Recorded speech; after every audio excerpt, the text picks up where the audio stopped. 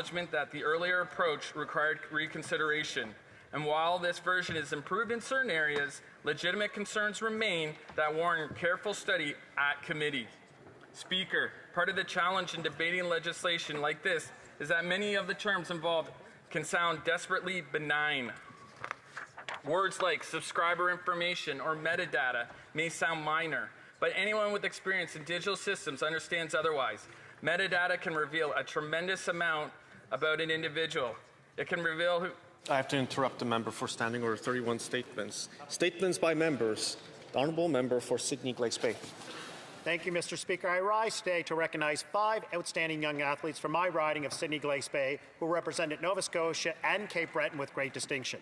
From March 12th to the 15th, 5 members of the Cape Breton Dorado swim team traveled to Maine to compete at the 2026 Winter Championships. So Simran, Bryson, Rory, Sophia, Lila all achieved top 10 finishes in their respective events.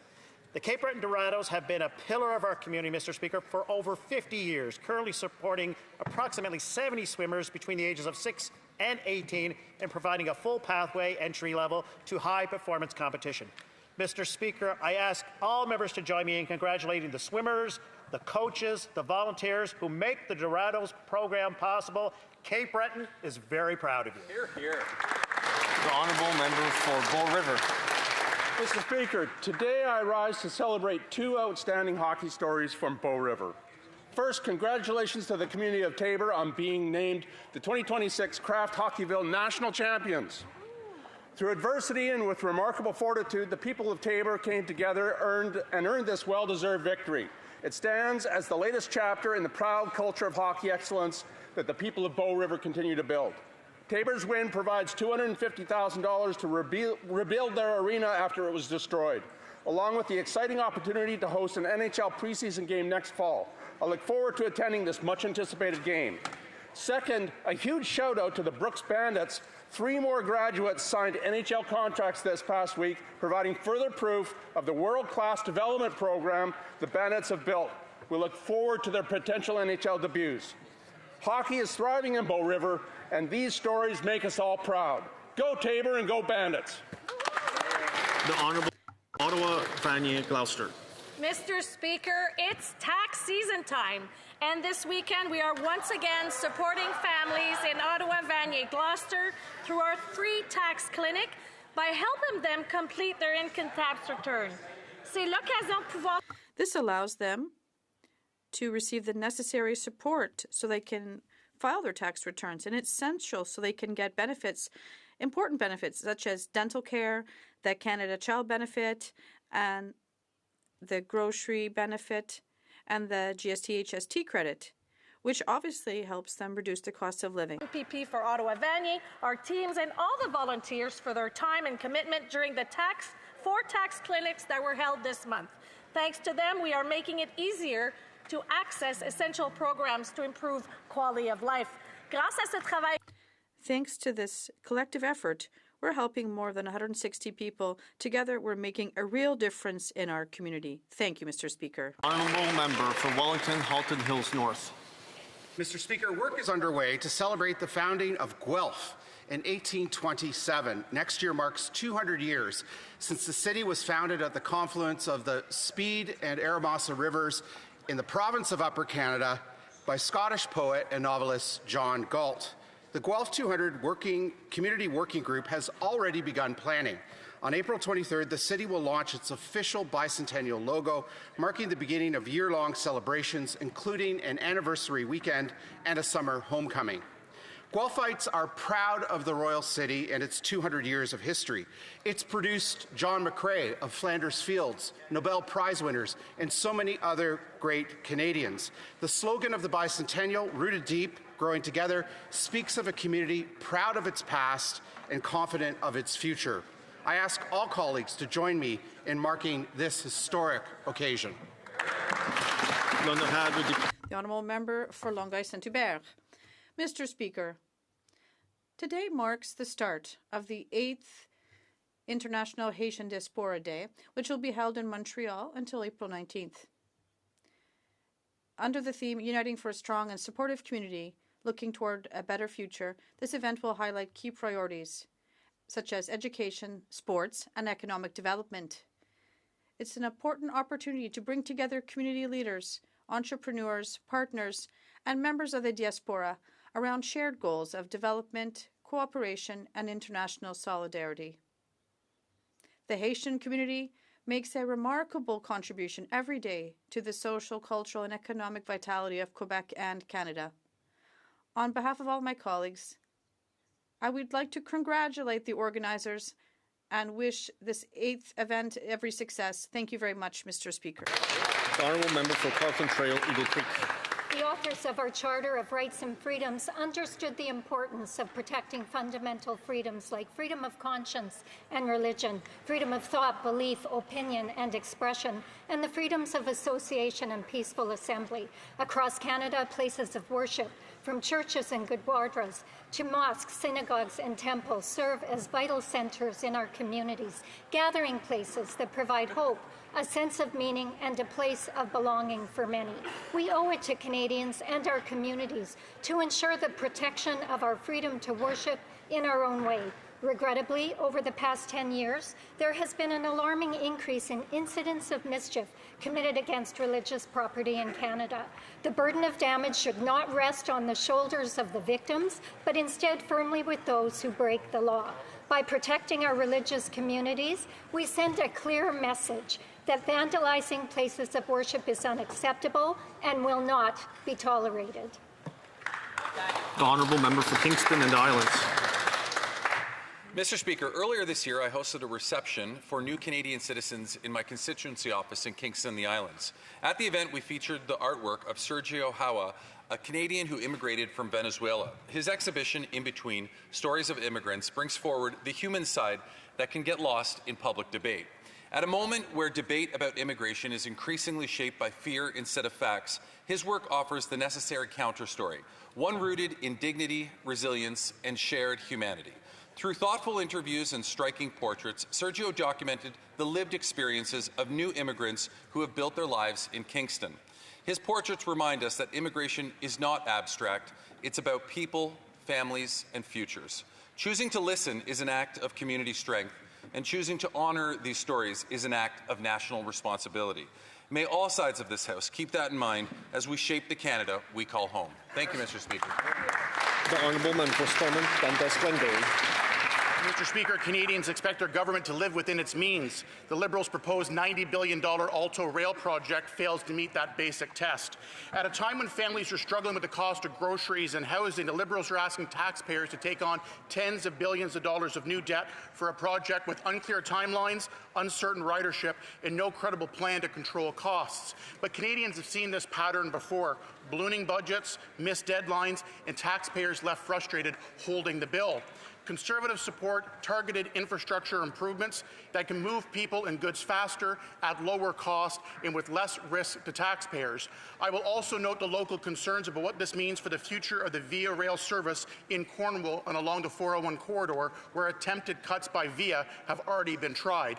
Mr. Speaker, this $90 billion plan is not a nation-building project. It's a boondoggle waiting to happen. Hear, hear.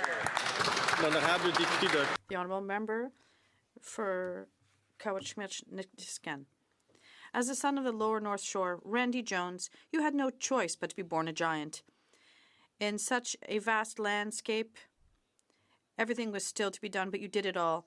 From fisherman to mayor of Gros-Macatina, from prefect of the Gulf of the St. Lawrence to candidate in Manicouagan, from husband to father, from friend to legend. But it wasn't because of your stature that you carried the Lower North Shore on your shoulders. It was because of your heart that beat for all the coasters, your gaze that saw every possibility beyond the obstacles, and your voice like a promise. You knew what it meant to fight with strength and tenderness for the forgotten, for the right to their land. Thank you. The Honourable Member for Thérèse de Blainville. Was there a problem with the interpretation? Can the member rise to be recognized? I sat down. Does the member have unanimous consent to begin again? Yes? Okay, the member for North Shore. As the son of the Lower North Shore, Randy Joyce had no choice but to be a giant. In such a vast landscape where everything was still to be done, you did it all. From fisherman to mayor of Gros-Macatina, from the prefect to candidate in Manicouagan, from husband to father, from friend to legend. It wasn't because of your stature that you carried the Lower North Shore on your shoulders. It was because you had a heart that beat for all the coasters, your gaze that saw every possibility beyond the obstacles, and your voice like a promise. Follow me wherever you want to go. You knew what it meant to fight, with strength and tenderness for the forgotten, for the dignity, and for the right to the land. You wanted to open up your island. You brought cell service and the internet and saved lives. And even if you didn't have time to drive the 460 kilometers of coastline in your pickup truck, when we inaugurate Jones Road, believe me, there will be many of us that day who will want to travel a bit further with you. Farewell, Randy. Thank you.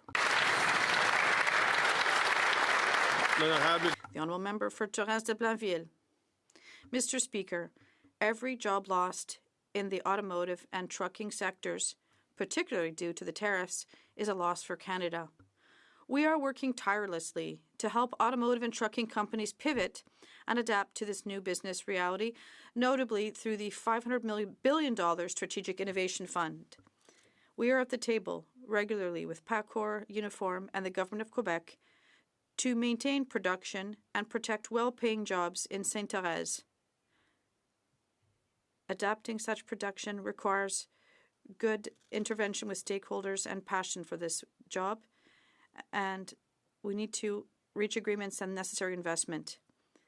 We also want to encourage Canadian supplies with cities, and to date we've helped more than 100 companies in Quebec pivot and adapt to this new reality, and we'll do the same in the same objective with PACCAR. Thank you. The Honourable Member for London Fanshawe. Mr. Speaker, London is the canary in the coal mine. When things go wrong, Londoners are the first to feel it, and it hits our community the hardest. The $1 trillion net capital outflow under the Liberals has taken a real toll. London's unemployment rate has climbed to 9.1%, the highest in Canada, and affordability pressures continue to rise alongside crime, addiction, and growing mental health challenges. Londoners know the status quo is not working.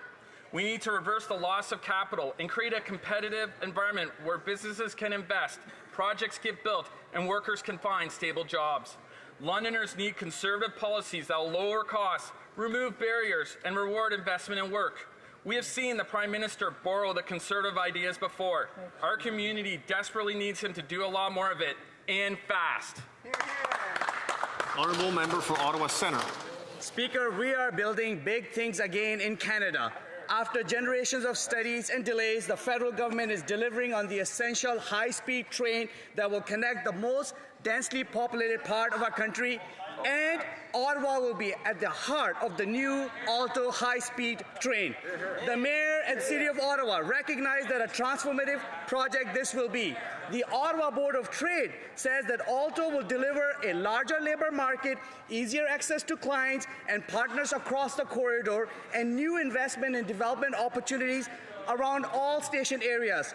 We are talking about $24.5 billion in annual economic activity.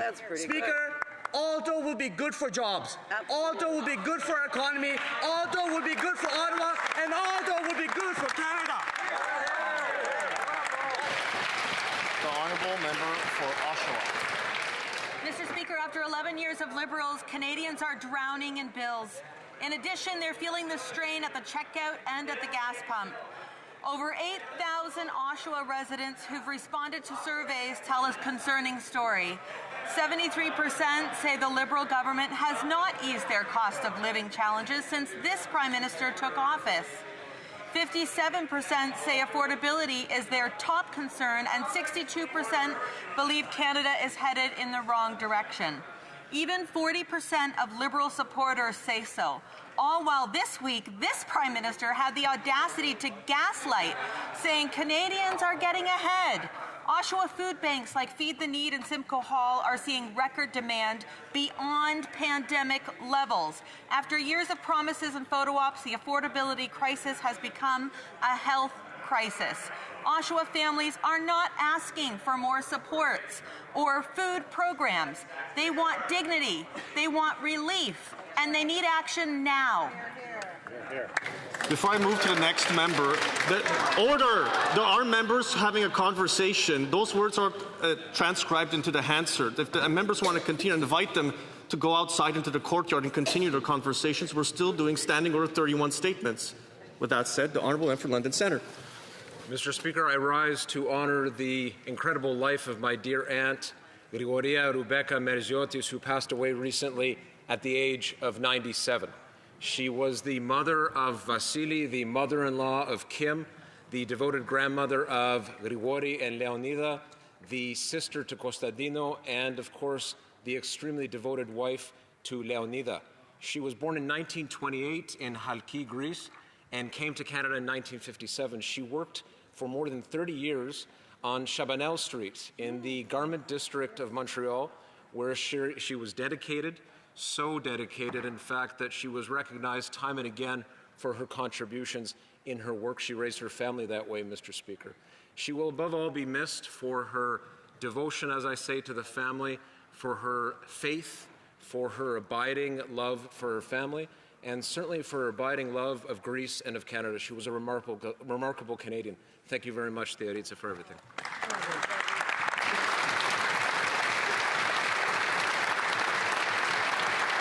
The Honourable Member for Vaughan Woodbridge.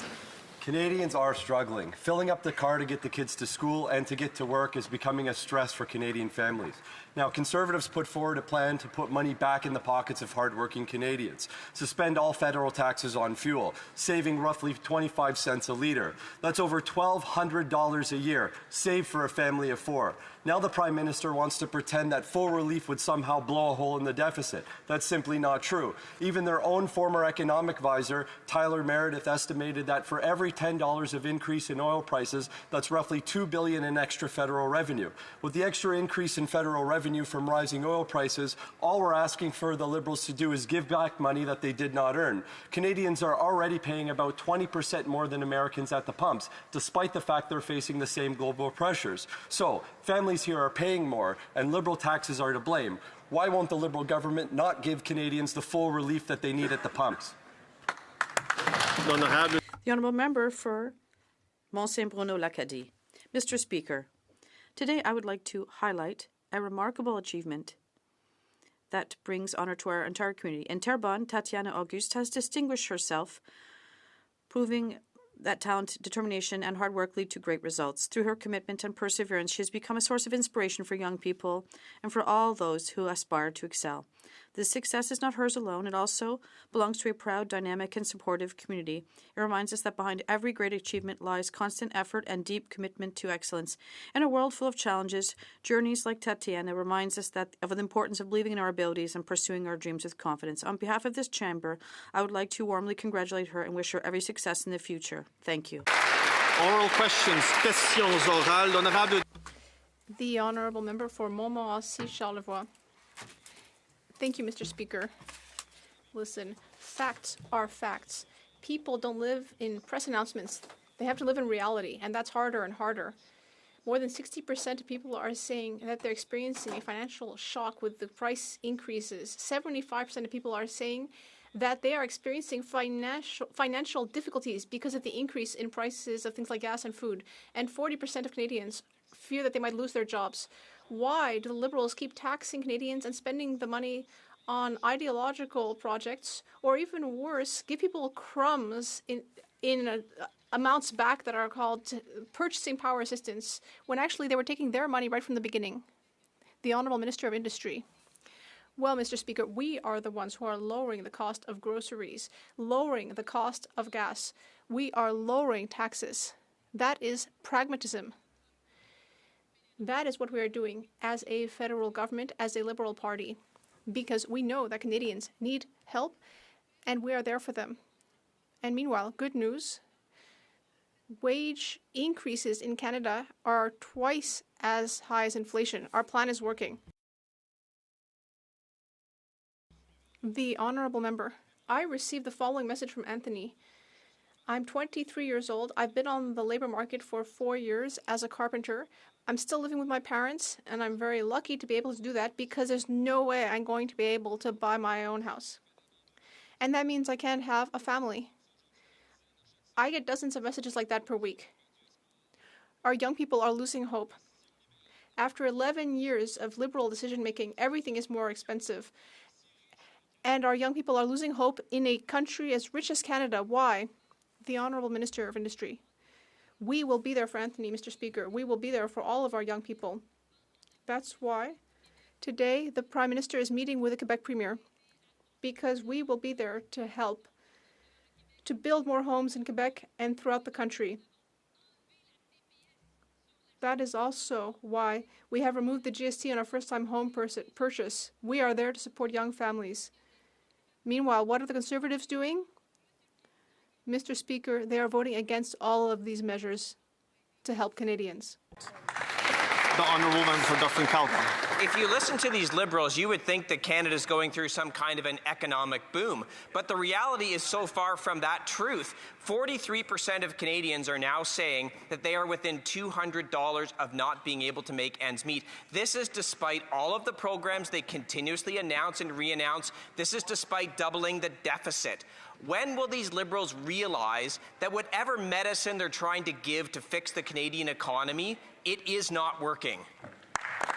The Honourable Parliamentary Secretary, the Minister of Finance. Well, Mr. Speaker, the question is more or less. The Conservatives want us to believe that they would actually do more for Canadians, but every chance they get, they would do less. They would do less on childcare. They would do less on dental care. They would do less of an income tax cut. They would do less investments in infrastructure, less investments in housing, less investments in defense. In every category of growing the economy and helping Canadians get through tough times, they would do much less than this government. That's clear from their voting record, and it's clear from the things they say in this House that Canadians will not be manipulated. The Honourable Member for Dufferin-Caledon. If you want to talk about manipulation, manipulation is telling Canadians they've never had it so good. It's also what is the definition of gaslighting, and that's what these Liberals do every single day in the House of Commons. They deny the facts. Think about it. 43% of Canadians saying they're within $200 of not being able to make ends meet. That is one minor car repair. That is one tiny repair to their house, and then they are on the verge of going bankrupt. This is what 10 years of Liberal policies that have doubled the deficit have done.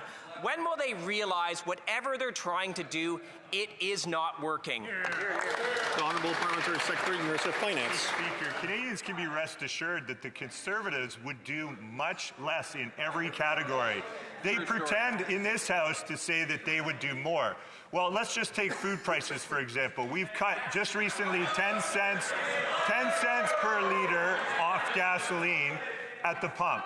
That's in addition to 18 cents earlier in this government's mandate. That's 28 cents per litre, which is more than what the Conservatives have proposed. We have moved forward with the groceries and essentials benefit worth almost $1,900 for the average Canadian family. A national school food program. The Honourable Member for Lethbridge. This government can continue to make false claims, or they can actually take real action on behalf of Canadians. The reality is single moms are struggling, families are struggling, seniors are struggling just to be able to make ends meet. 64% of them say that they are working harder but still falling further behind. That's not the type of Canada that we want, and I would hope at least we would all agree to that. Now, we put forward a proposal to take 25 cents off per litre at the pump. This government responded by taking an itty-bitty little amount, 10 cents per litre at the pump, which means really no savings at all because the summer gas prices will be increased by 10 cents a litre at the pump. Why will The Honourable Secretary of State for the Minister of Labour. Mr. Speaker, the member opposite is talking about what's false. Let me tell her what is true. This Monday, a federal break on the excise tax on fuel comes into effect that is going to save Canadians 10 cents at the pump. That is true. That is Monday. Canadians are going to feel that when they pull into the gas station. The Conservatives can stand up and they can rail against the programs that we are legitimately putting in place to help Canadians. But, Mr. Speaker, they stand up in opposition to them every single time. The member for Lethbridge. I'm glad that the honourable member is willing to recognise that they have agreed to only take 10 cents a litre off at the pump. Meanwhile, summer gas prices will go up by 10 cents a litre, which means really Canadians are saving absolutely nothing. Meanwhile, the Conservative plan was to take off 25 cents a litre at the pump. That's real savings. That makes a real difference. That's what Canadians want. Will the Liberals take Canadians seriously and actually make a real difference? Axe the tax. The Honourable Secretary of State to the Minister of Labour. Well, Mr. Speaker, as the member opposite should know, actually, the combined effect of what the Liberals have done is we've actually saved Canadians 28 cents at the pump. 28 cents when we cancelled the carbon tax, and now, as of Monday, with an additional 10 cents that we're taking off because of the removal of the federal excise tax. Being in government gives you the privilege or the honor of serving Canadians to make a real difference in their lives. These are real policies, Mr. Speaker, that are going to hit Canadians' wallets at a time when we know that they are concerned about affordability. Order. Order. The honourable member for Côte-Nord, Kawa-Wachikamach-Nitassinan. Mr. Speaker, yesterday, in a commemoration of the patriation of the Constitution, what we call the Night of Long Knives in Quebec, the Minister of Justice dropped a bombshell. He announced that no matter what the Supreme Court decides about the notwithstanding clause, he would take action to limit it. He's not even waiting for the Supreme Court decision. He announced that if he's not happy with the result, he will attack Quebec's powers. Who does he think he is? Why is he trying to undermine Quebec democracy? The Honourable Parliamentary Secretary to the Minister of Justice. Thank you, Mr. Speaker. I'd like to thank my colleague for her question. In fact, the words of the Minister of Justice were to the effect, and always will be to the effect, that this government is a government of the Charter, and we will always defend the Charter and rights and freedoms. The Honourable Member for Côte-Nord, Kawa-Wachikamach-Nitassinan. Mr. Speaker, just a few hours before the first visit of the new Premier of Quebec, the Minister of Justice has announced that he will be attacking the notwithstanding clause. He will be limiting the ability of Quebec elected officials to adopt legislation that Quebecers voted for. He will attack secularism, protecting the French language, and all of the choices Quebec makes that are different than Canada's choices. Is that really how Quebec deserves to be welcomed to Ottawa? The Honourable Minister of Industry. Mr. Speaker, good news. Yes, the Premier of Quebec, is here, and we will be working hard to defend Quebecers and Canadians. We are very proud of having a Charter of Rights and Freedoms that is now 40 years old and that has protected Quebecers and Canadians ever since the Constitution was patriated. The Honourable Member for Jonquière. Mr. Speaker, the very same day that the Premier of Quebec is coming to Ottawa, the Liberals are announcing that they want to be able to veto Quebecers' choices. They are announcing that if the Supreme Court doesn't take their side in their attack on secularism and the notwithstanding clause, they will do that themselves. Just think of it. Their dubious majority has not even become official yet, and this is how they're behaving. What a beginning. Are they going to stop showing this total lack of respect for Quebecers? The Honourable Minister of Industry. Mr. Speaker, our position on this issue is very clear. As we've repeated several times, and today we have good news, the second female Premier in the history of Quebec, and she is here today at a time when there is a tariff war. Our goal is to protect and create jobs and improve living conditions for Quebecers, and we will be working hard on that. Foothills. With elbows firmly down, the Prime Minister made a promise to Donald Trump to invest $1 trillion into the United States. Well, promise kept. An RBC statement shows that $1 trillion of investment has fled Canada. Under Liberal policies, they have caused the largest exodus of capital in Canadian history. And Canadians are paying the price, with 74% saying fuel and food costs are straining their finances. 43% are $200 away from economic ruin every single month. Why are Canadians paying the price for the Prime Minister's promises to Donald Trump?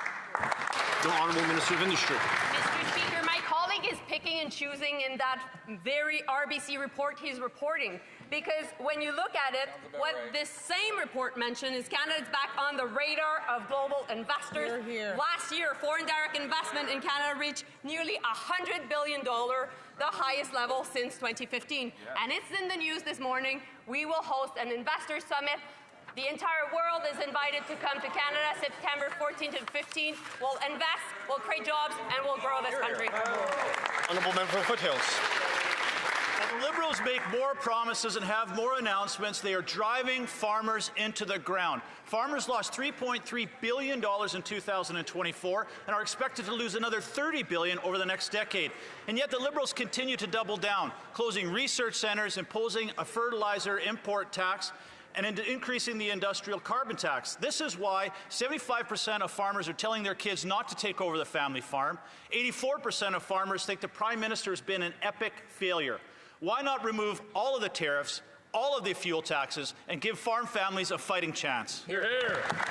The Honourable Parliamentary Secretary, Minister of Finance. Well, as usual, Mr. Speaker, the Conservatives don't actually read the reports that they quote in this House. As the Minister of Industry has said, that RBC report on foreign investment has said Canada's back on the radar of global investors, and it has attracted over $100 billion, the highest level since 2015. We also have a number of commitments from other countries, including Australia and the UAE, over $80 billion of new investment. And just this week at Finance Committee, we had our largest pension plan say that Canada is at the right place at the right time to attract global. The Honourable Member for Parkland. Well, Mr. Speaker, after a decade of Liberal policies driving up the cost of living, Canadians are being squeezed like never before. According to the Consumer Debt Index, 61% of Canadians say they are experiencing financial whiplash, and 64% say they're working harder than ever but can't get ahead. Instead of providing relief to struggling Canadians, the Liberals voted against removing taxes on 25 cents a litre for fuel, and they're driving up the cost of fuel and groceries. Why won't Liberals provide real relief instead of one-third the tax cut for one-third of the year? Hear, hear, hear. The Honourable Parliamentary Secretary, Minister of Finance. Every single day in this House, this government works towards making life more affordable for Canadians, authentically making every effort and taking every step to ensure that Canadians can get through the challenging times that our economy is experiencing due to global shocks. Canadians know that our government is stepping up with real support. The groceries and essentials benefit, almost $1,900 for families. Just take childcare. That saves families almost $1,200 a month on average. We've just cut GST on new home purchases as well, so young people can get into the housing market. We're going to continue. The Honourable Member for Parkland.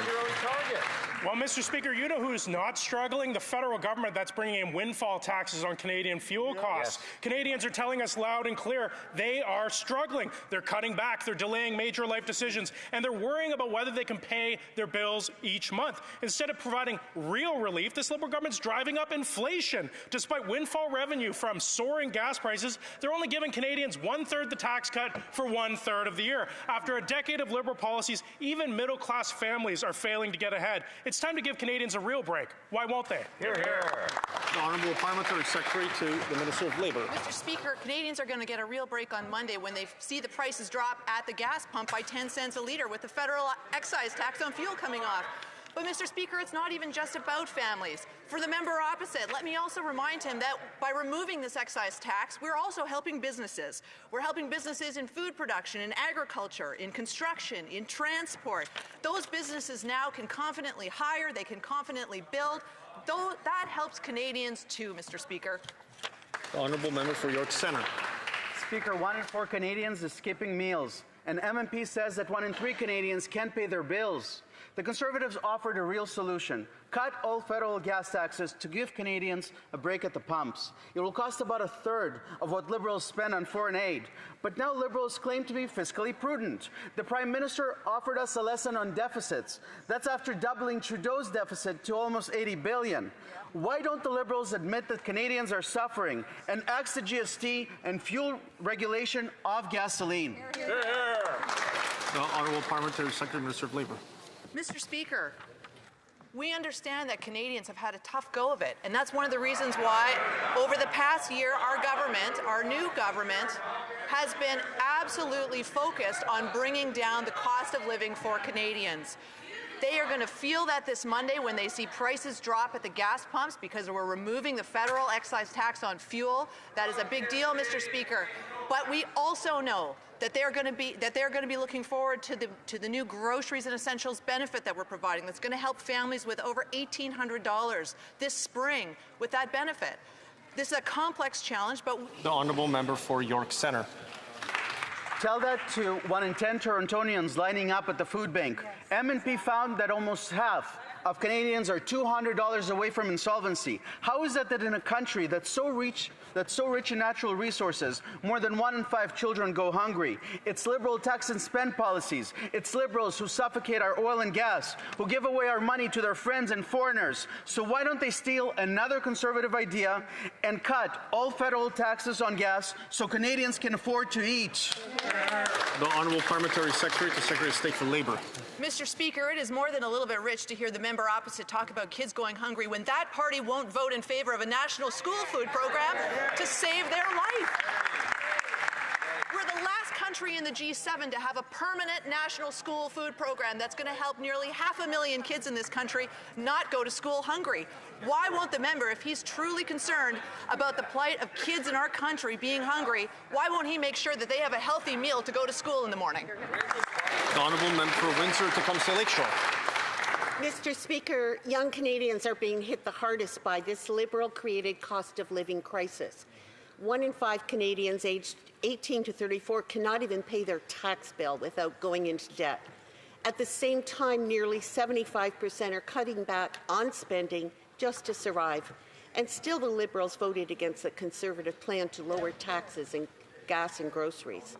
Why won't the Liberals cut taxes on gas and food to make life more affordable? The Honourable Parliamentary Secretary. To govern is to choose, Mr. Speaker. And I want to commend the member. I want to commend the member for her propensity. She's newly elected, relatively. I want to commend her for her propensity to do what Conservatives do, which is to constantly cite problems but never solutions. What would the Conservatives do? We see what we're doing. We're embracing the resource economy. We're ensuring a foundation for the future so that young people can get ahead. They would cut every program that exists with respect to youth. They would get rid of the Canada Child Benefit, or very close to that. They don't want to support childcare, dental care, the beginnings of pharmacare, any of these programs. They only want to identify problems. L'honorable député de Beauharnois. The honourable member for Beauharnois, Salaberry, Soulanges, Huntington. Mr. Speaker, federal funding of active transportation has a problem. An inactive government. Throughout Quebec, our towns have made bids for projects, but it's radio silence from Ottawa. In my riding in Salaberry de Valleyfield, we have until Tuesday to start work on a new bike lane. Otherwise, the price guarantee will expire. The project will have to go back to tender, and it's going to be more expensive. How is it that 4 days away from the deadline, we still don't have news? The town has been waiting for 2 years. The Honourable Minister of Housing and Infrastructure. Mr. Speaker, we are at the negotiation table with Quebec. We are committed to working with our provincial counterparts to ensure that our communities are linked by active transportation and transit networks that are solid and reliable. The Honourable Member for Beauharnois, Salaberry, Soulanges, Huntington. Mr. Speaker, I spoke about what is happening in Valleyfield, but that's happening throughout Quebec. For example, in Saint-Charles-Borromée, it's already too late.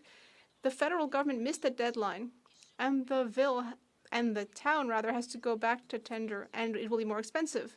No matter how much we contact the Minister of Infrastructure, we're just told that it's under study. It's ironic that the active transportation file is inactive in Ottawa.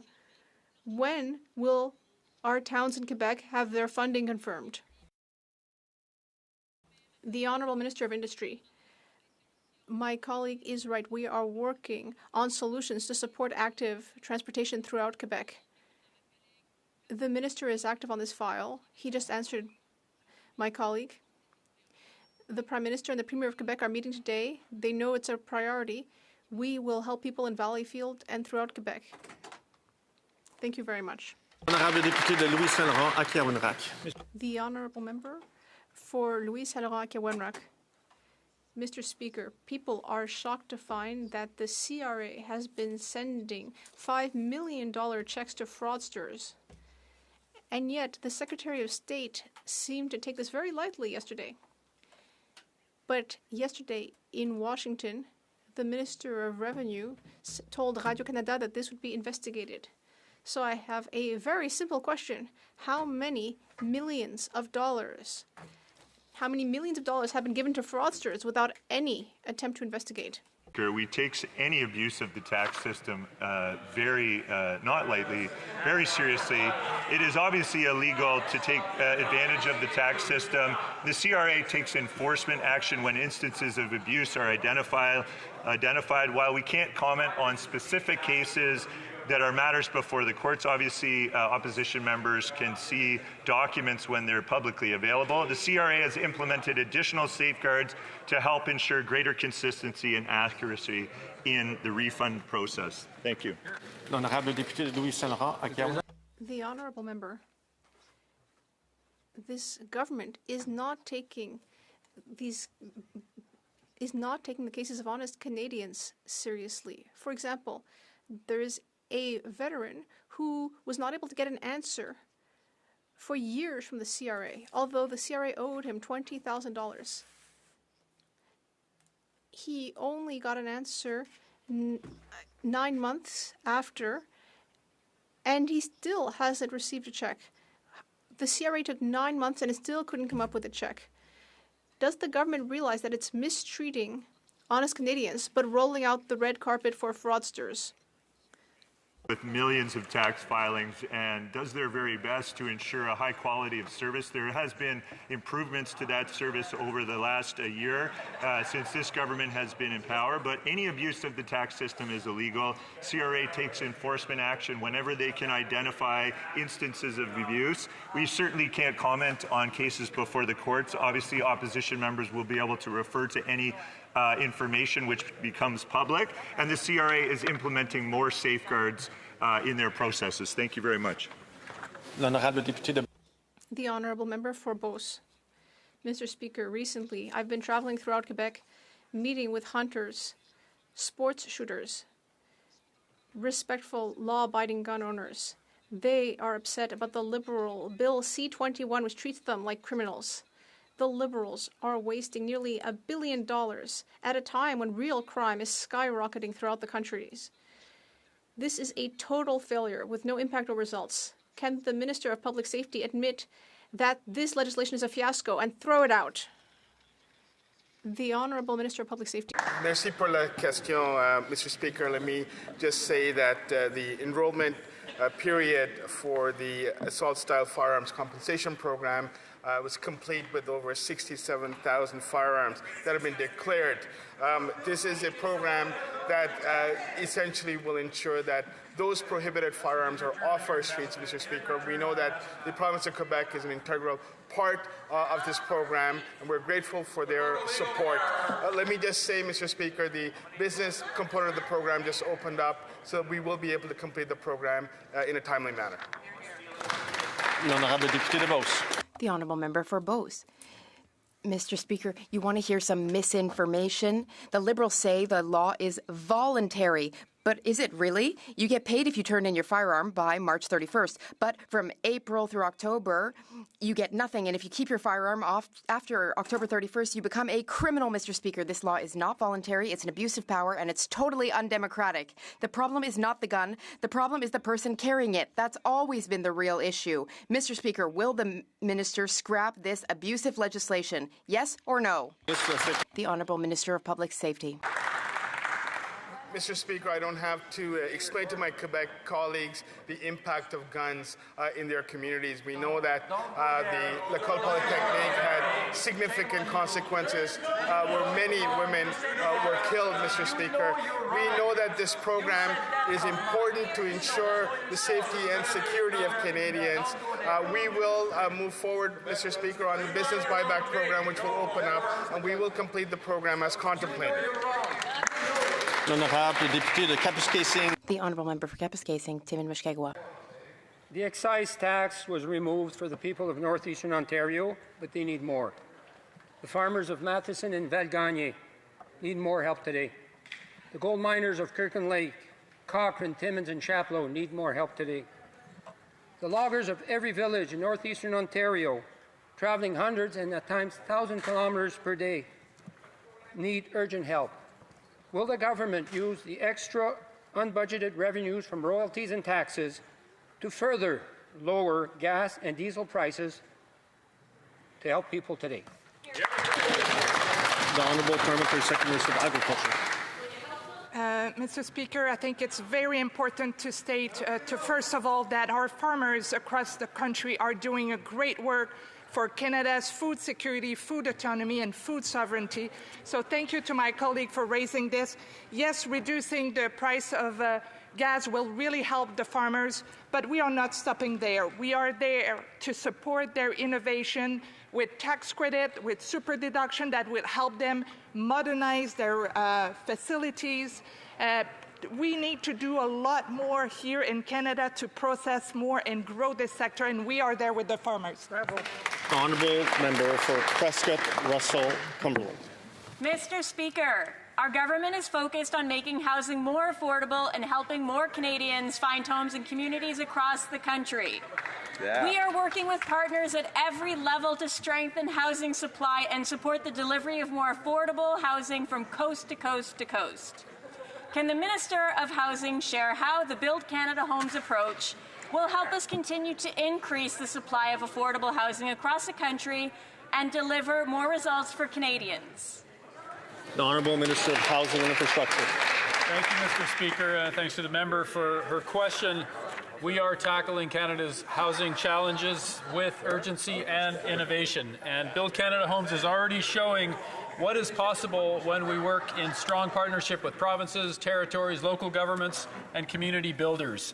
We have agreements in place with many provinces. We have over 10,000 homes underway.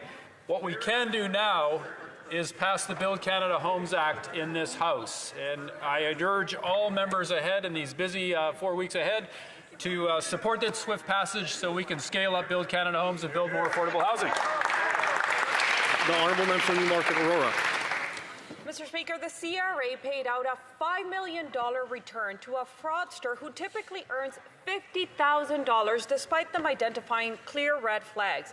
Even more concerning is that this happened 6 months after the finance minister appeared before committee to testify on the CRA's history of issuing millions of dollars of payments to fraudsters.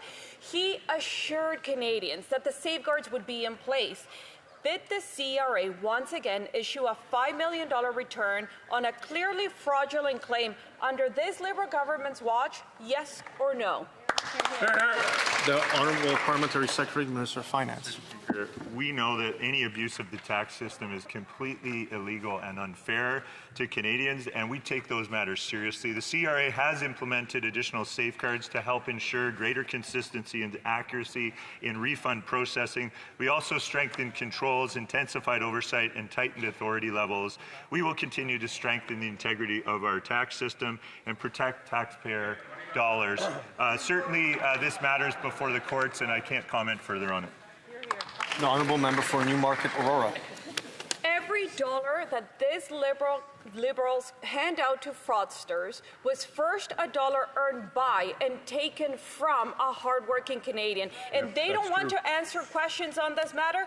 Shame on them, Mr. Speaker, because in the past 10 years, we have seen $37 million paid out in the Gold Line scandal, $40 million in bogus claims in 2023, and another $6 million in 2024. But if a Canadian misses $100, the CRA comes down hard on them, and it takes months to correct. How can anyone have any confidence in this Liberal government if this is how they treat Canadians? The Honourable Parliamentary Secretary to the Minister of Finance. Numerous times, Mr. Speaker, any abuse of our tax system is illegal and unfair, and it's certainly something that the CRA takes very seriously, that our government takes seriously. Enforcement action is underway here. There is an attempt to address the issue and the matters before the courts, which we can't comment on, of course, and additional safeguards have been put in place. I've already given the member details on that, and that's all I'll say for today. Honourable Member for York Glen. is just 2 weeks away from the tax deadline, Mr. Speaker, and you better cross your T's and dot your I's because we all know the CRA gives no quarter to ordinary Canadians. But if you're a fraudster, there's a good chance you might walk away with a couple $1 million. In fact, it was reported this week the CRA once again paid out over millions of dollars to a fraudulent claim. Now, this isn't new. It's been happening for years. In fact, in the last Parliament, the minister responsible said, and I quote, "We have zero tolerance for fraud in all its forms." If that's really true, will the minister take responsibility and hold himself and the CRA accountable? The Honourable Parliamentary Secretary, Minister of Finance. I've already answered this question multiple times today, but I'll just add that when debt is established to the CRA, the agency takes legal action if necessary, using all available measures to ensure compliance. And to safeguard taxpayer information and prevent misuse, the CRA has strong controls in place to verify accounts and transactions. And the agency also collaborates with law enforcement and financial institutions, uses advanced data analytics, and deploys dedicated teams to detect and respond to suspicious activity. Thank you. Honourable Member for York Durham. If anything that was said was true, this wouldn't be happening. But it's been happening for 6 years and continues to happen. But this tax season will be particularly tough for young Canadians because 20% of them, 1 in 5, say they can't pay a tax bill and will have to go into debt to do it. Liberal policies are unfairly burdening young Canadians, the next generation, driving a wedge between parents and children, boomers and millennials, and more. One small measure that would help is our plan for a full tax cut on the gas, a full 25% for a full year. Why won't they do that? The Honourable Parliamentary Secretary, Minister of Finance. Mr. Speaker, I've already said multiple times, abuse of our tax system is illegal. The CRA takes enforcement action when it can identify suspicious activity. Safeguards have been put in place, and the matter that the member is referring to is before the courts, and I can't comment further, obviously. Honourable Member for Kamloops, Shuswap, Central Rockies. Mr. Speaker, after more than a decade of Liberal policies, life is unaffordable. The latest MNP Consumer Debt Index report states that 70% of British Columbians say rising food prices and gas are straining their finances. The Liberals voted against reducing taxes and increased the cost of gas by 25 cents a litre. They voted against removing taxes on food that drive up the cost of groceries. Why won't these Liberals provide Canadians some relief by adopting our Conservative plan to cut taxes on gas and food and make life more affordable for Canadians? The Honourable Minister of Housing and Infrastructure. Thank you, Mr. Speaker, and thanks to the member opposite from BC. We are doing a lot of work right now in BC to lift up people, and particularly young people, with the break on new home purchases for first-time home buyers, GST break up to $50,000. Also a housing supply bonus that is going out to the provinces and territories to help reduce the cost of housing, which is the #1 driver really with affordability. When you look at the cost of housing, we've got more work to do with Build Canada Homes and many other initiatives on housing.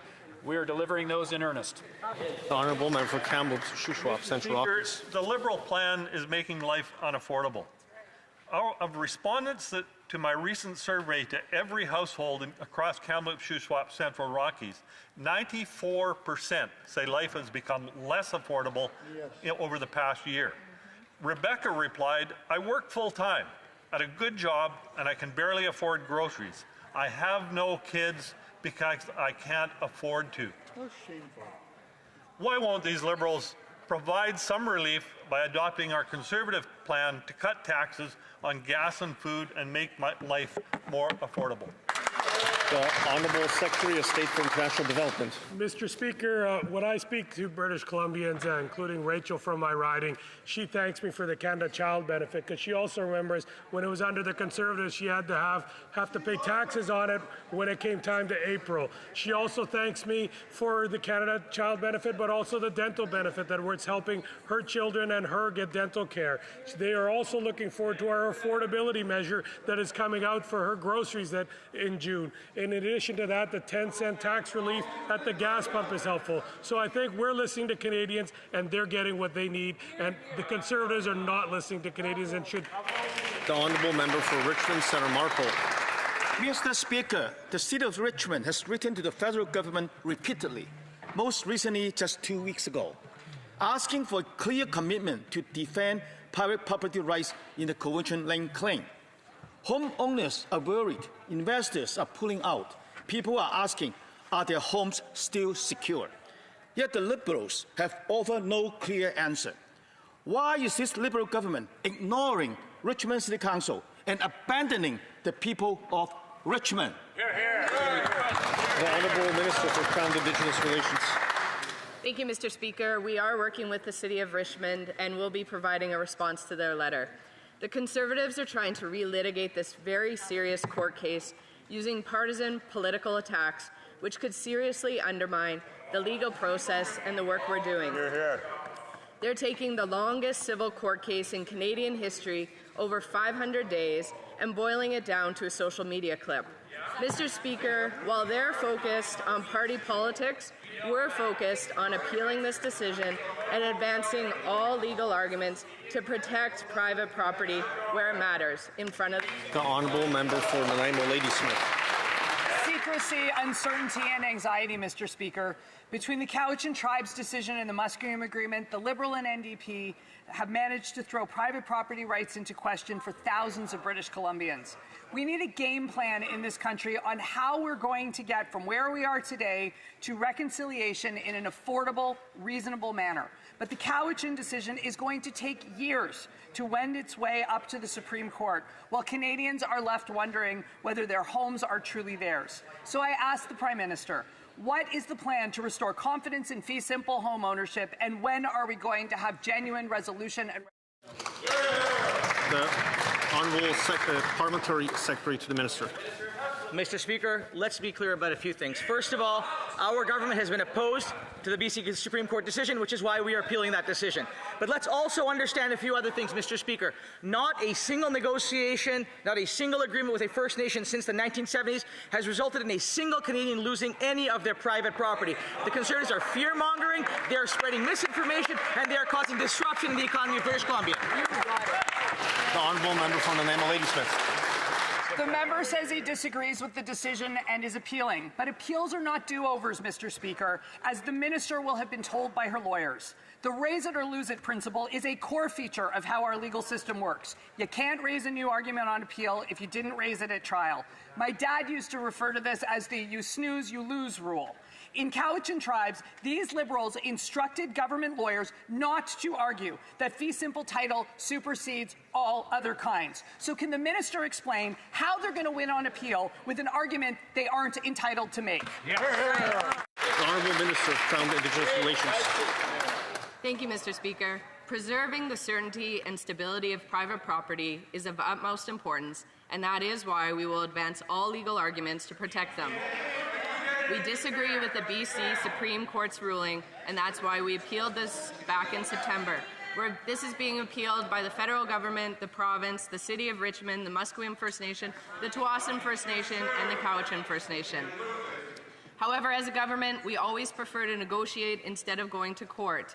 And I can tell you, Mr. Speaker, in all of our negotiations dating back to the 1970s, no agreement between the federal government and L'Honorable Député. The Honourable Member for Honoré-Mercier.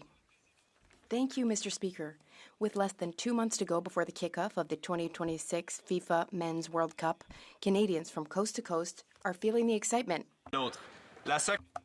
Can the Parliamentary Secretary to the Secretary of State for Sport inform the House of how our government is helping communities across the country take part in this historic event? The Honourable Parliamentary Secretary to the Minister of Canadian Identity and Culture. I thank my honourable and very athletic colleague, Mr. Speaker. 2026 is Canada's Year of Sport, and we are bringing the excitement of the World Cup to life across the country. Through the Canada Celebrates Tour, communities from coast to coast to coast will take part in this celebration of national pride. Our government is also investing to support host cities and ensure a safe and welcoming World Cup. This summer, we'll be cheering on Team Canada and we'll be celebrating sports and inspiring young people to play sports. Go Canada, go. The Lakes. Yesterday, the Transport Minister said that anyone who speaks out against the land expropriation, environmental devastation, or sham consultation in their $90 billion Alto project should be ashamed. But I'll tell you what, I'm proud. I'm proud to stand with people like Dave Brown, his wife Carol, Brown's Marina, the people of Chaffee's Locks, Rideau Lakes, and Eastern Ontario who are fearful, rightfully fearful for their family homes, their farms, their businesses, and their way of life. The Liberals have an opportunity to do the right thing and to cancel a project that's going to devastate communities as well as families, just like Dave and Carol. The Honourable Parliamentary Secretary of Transport and Internal Trade. Thank you, Mr. Speaker. Make no mistake about it, this is a transformational project initiative for Quebec and Ontario, putting thousands of people to work using Canadian workers, Canadian companies, Canadian business. At the same time, in terms of this large-scale project, we take consultation very seriously. We've met with 10,000 stakeholders. We'll do more because it's the right thing to do, working with all Canadians to make this project happen. The Honourable Member for Leeds, Grenville, Thousand Islands, Rideau Lakes. The minister said, quote, "We're going to move that train as fast as we can," end quote. And he said the quiet part out loud. They are going to breeze right past the very real concerns of families and farmers and small businesses and people who just want to live the way that they thought they could in Eastern Ontario. But instead, we're seeing a project that's going to devastate the environment. Areas like the Frontenac Arch Biosphere and UNESCO-recognized World Heritage Sites. Why are these Liberals disregarding the rights of Canadians for a vanity project? Do the right thing and cancel the $90 billion. The Honourable Parliamentary Secretary to the Minister of Transport and Internal Trade.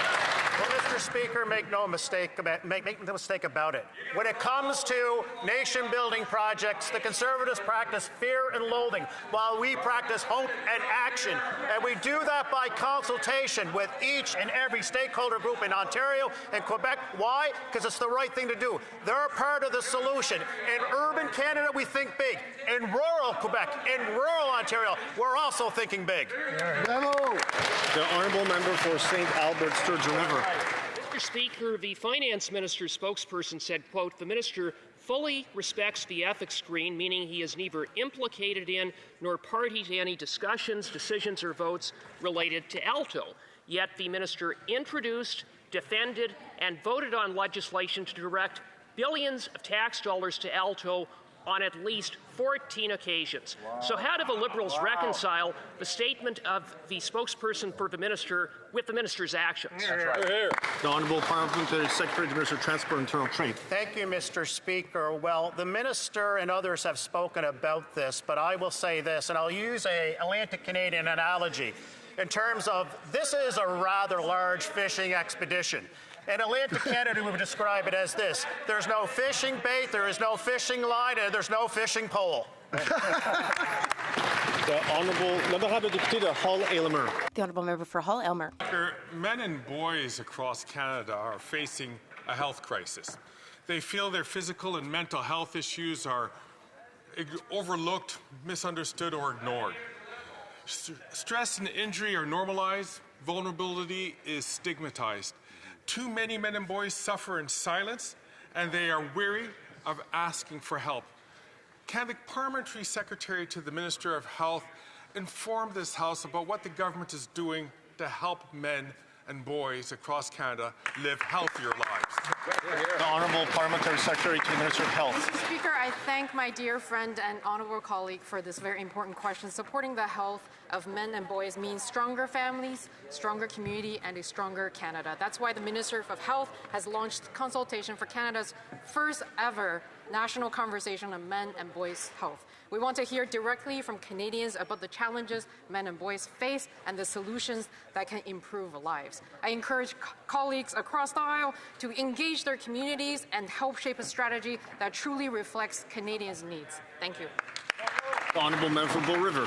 Mr. Speaker, this week I introduced Bill C-273, the Farm Act, to cut red tape, get farmers faster access to proven tools already deemed safe and approved by trusted jurisdictions. The bill reflects recommendations made by the Ag Committee on regulatory reform in response to industry concerns about costly delays and lack of access that leave our farmers at a disadvantage. It's a practical, no-cost solution that maintains oversight while delivering results. Will the Liberals support this common-sense legislation, listen to the recommendations from committee and industry, and get farmers factor access to the tools they need? The Honourable Parliamentary Secretary, Minister of Agriculture. Thank you, Mr. Speaker. And it's very important. I mean, across Canada, we heard farmers, they wanted to reduce red tape, and I have good news for my colleague. We are doing that. The whole government effort is to reduce red tape, including in agri-food and in agriculture. And in committee, we just worked on a report that has several recommendations for our government and will be acted upon it. Thank you, Mr. Speaker. The Honourable Member for Rosemont, La Petite Patrie. Mr. Speaker, every year Canada is required to report its greenhouse gas emissions to the United Nations. Usually, there's at least a press release, but this year the results are disgraceful, so we have radio silence. A disgrace, indeed, because the Liberals have only reduced GHG emissions by 10%, whereas the target is a 45% reduction by 2030. That's in 3.5 years. It's impossible to achieve it at this pace, and the Liberals want to ramp up pipeline and natural gas projects like Marin Vest. It's a total contradiction. Are the Liberals finally admitting that they just don't give a damn? Le député a utilisé un mot qu'on ne peut pas. The member used a word that we cannot use in the House. I will ask the member to withdraw his unparliamentary remarks. I ask the member to withdraw the use of that unparliamentary language. Mr. Speaker, the Liberals do not give a damn about this at all. I ask the member to withdraw those remarks and unparliamentary language. The Parliamentary Secretary to the Minister of Natural Resources.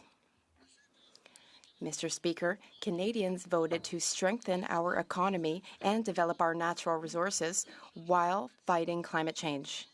We support innovation. We are enhancing our competitiveness. We are developing billions of dollars in new investments so that we can achieve net zero. We will make Canada an energy superpower in clean energy and traditional energy or conventional energy, all while bringing down our emissions. Thank you, Mr. Speaker. Mr. Speaker, 42 years ago today, the Canada Health Act was passed, making it the law across Canada that health care must be provided based on need, not the ability to pay. But this Liberal government keeps letting Conservatives break the law. Danielle Smith's latest plan for two-tiered health care is letting the ultra-rich book themselves expensive diagnostic tests and jump the line. Other premiers are watching. What will it take for this government to do their job, to enforce the Canada Health Act and to protect public health care for all Canadians? The Honourable Parliamentary Secretary to the Minister of Health. Thank you, Mr. Speaker. Our government will always protect the Canada Health Act and Canada's universal healthcare system. That is why, with Budget 2025, our government is investing in our publicly funded healthcare system, including a generational investment of $5 billion to build healthcare infrastructure. We're collaborating with our provincial and territorial partners to ensure all Canadians have equitable access to medically necessary care based on their needs, not on their ability to pay. Our government is continuing to engage with the province of Alberta to better understand the various components and implications of their proposed changes and ensure they align with the principles of the Canada Health Act. Thank you, Mr. Speaker. That brings an end to question period. Daily routine of business. Tabling of documents. Introduction of government bills. Statements by ministers. Rapport de délégation. Reports from interparliamentary delegations. Présentation. Presenting reports from committees.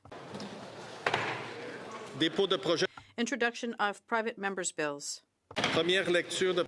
First reading of Senate public bills. Motions. Presenting petitions, the Honourable Member for Kamloops, Shuswap, Central Rockies. Thank you, Mr. Speaker. I rise today to present one petition, the first petition from residents of Salmon Arm, British Columbia community I'm very honoured to represent and live in. These petitioners are calling upon the House of Commons assembled to support Bill C